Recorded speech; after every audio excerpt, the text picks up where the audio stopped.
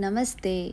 ನಿನ್ನೆ ಅಮಾವಾಸ್ಯೆ ಇರೋದ್ರಿಂದ ಮನೇಲಿ ದೀಪ ಹಚ್ಚಿ ಪೂಜೆ ಮಾಡೋಣ ವರಾಯಮ್ಮಂಗೆ ಅಂತೇಳಿ ನಾನು ನಿನ್ನೆ ಬೆಳಗ್ಗೆಯಿಂದ ಸಿಕ್ಕಾಪಟ್ಟೆ ಕೆಲಸ ಇತ್ತು. ಕೆಲಸ ಎಲ್ಲ ಮುಗಿಸಿ 6 ಗಂಟೆ ಮೇಲೆ ಸ್ಟಾರ್ಟ್ ಮಾಡಿದೆ.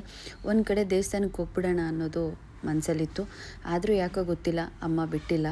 ಪೂಜೆ ಮಾಡಲೇಬೇಕು ಅಂತ ಎಲ್ಲೋ ಒಂದು ಕಡೆ ಮನ್ಸಿಗೆ ಕೊಟ್ಟರು. ಸರಿ ಅಂತೇಳಿ ನಾನು ಪೂಜೆನ ಸ್ಟಾರ್ಟ್ ಮಾಡಿದೆ.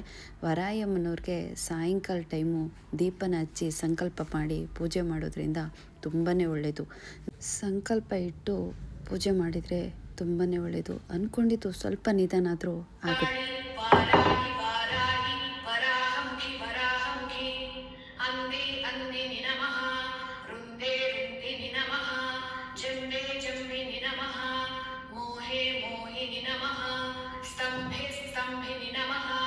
सर्वदुष्टप्रदुष्टानां सर्वेषां सर्ववाक्सिद्धसच्चिर्मुखगतिजिह्वसंभनं कुरु गुरु शीघ्रं वश्यं कुरु गुरु ऐं ग्लौं ठः ठः ठः ठः हुं अस्त्राय फट् स्वाहा ग्लौं ऐं नमो भगवती वाता.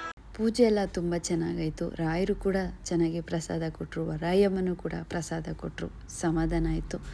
ಪೂಜೆ ಎಲ್ಲ ಮುಗಿಸಿ ಆಮೇಲೆ ನಾನು ವರಾಯಮ್ಮನವರ ದೇವಸ್ಥಾನಕ್ಕೆ ಬಂದೆ.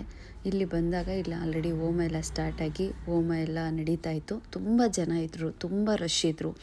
ಪಾಪ ತುಂಬ ಜನ ನನಗೆ ಸಿಕ್ಕಿ ಅವ್ರವ್ರ ಕಷ್ಟಗಳನ್ನ ಹೇಳ್ಕೊಂಡ್ರು.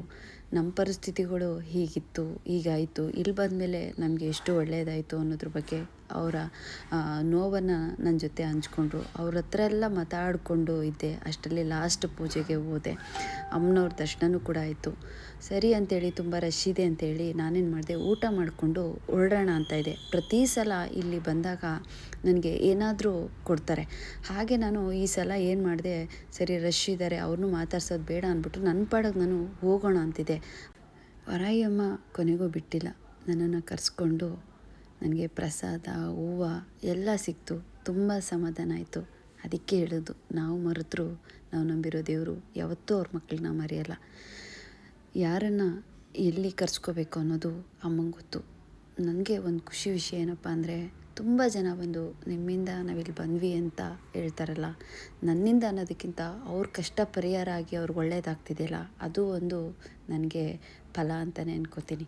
ನಾವು ದೇವ್ರಿಗೆ ಪೂಜೆ ಮಾಡಿದರೆ ನಮಗೆ ದೇವರೇ ಬಂದು ನಮಗೆ ಆಶೀರ್ವಾದ ಮಾಡಲ್ಲ.